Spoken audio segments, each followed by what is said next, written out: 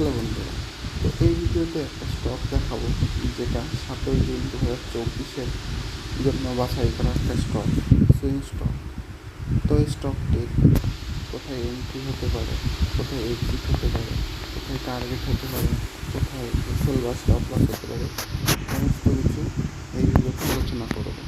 কিন্তু তার আগে একটা ছোট্ট ডিসক্লেমার, যে এই ভিডিওতে যে স্টকটি দেখানো হবে সেটা কখনোই সাজেস্ট করা হচ্ছে না বাই বা সেল করার জন্য।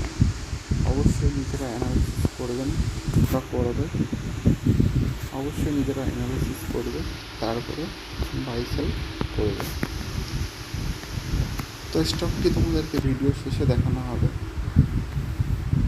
এবং এই ভিডিওটার যে কেন বাই করলাম এর নেক্সট পার্টে তোমাদেরকে দেখাবো ডিটেলসে। সেখান থেকে তোমরা লার্ন করতে পারবে বা শিখতে পারবে। তো চলো এখন দেখে নিয়ে যাক এই স্টকটির জন্য এক্সিট বা টার্গেট বা এন্ট্রি বা স্টপ লস পয়েন্টগুলো। তো এই ভিডিওটাতে দেখানো হচ্ছে যে স্টকটি, সেটা দেখো এখন ক্লোজিং আছে 321.55 টাকা।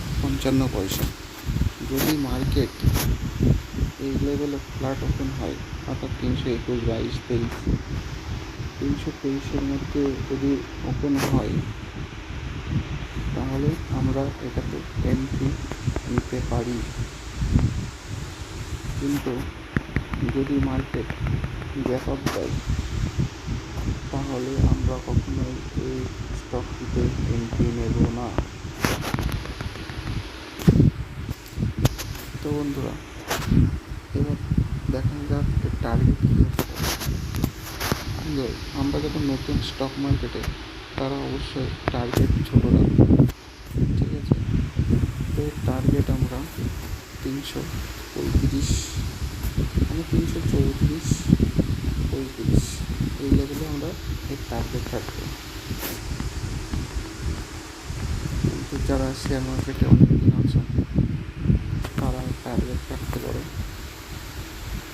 360 লেভেল, 360 লেভেলের টার্গেট রাখতে পারে। কিন্তু ফার্স্ট টার্গেট এটা রাখাই বেটার, 335। এবং এটার এবার স্টপ লস দেখবো কী হতে পারে। স্টপ লসটা সবসময় ডিপেন্ড করে তোমার রিস্ক নেওয়ার ক্যাপাসিটির উপরে। কিন্তু তো আমি একটা স্টপ লস বলে দিচ্ছি। স্টপ লসটা এই যে ইএমও লাইন আছে, এটার থেকে 1% বা 1.5% নিচে রাখবো। তাহলে এটা এসএল রাখবো 295 বা 3 থেকে 300-র মধ্যে। এটা এসএল হবে। তো এবার তোমাদেরকে দেখাবো স্টকটির নাম।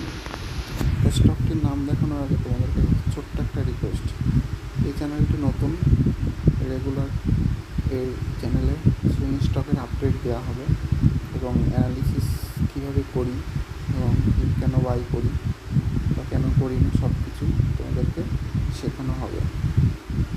তার জন্য চ্যানেলটা যারা নতুন, একেবারে যেহেতু নতুন চ্যানেলটি, তোমাদের কাছে রিকোয়েস্ট, চ্যানেলটিকে সাবস্ক্রাইব করে ভিডিওটা লাইক করে দিও। তো এবং এই যে স্টকটি এর আরও ডিটেলসে অ্যানালিসিস করবো।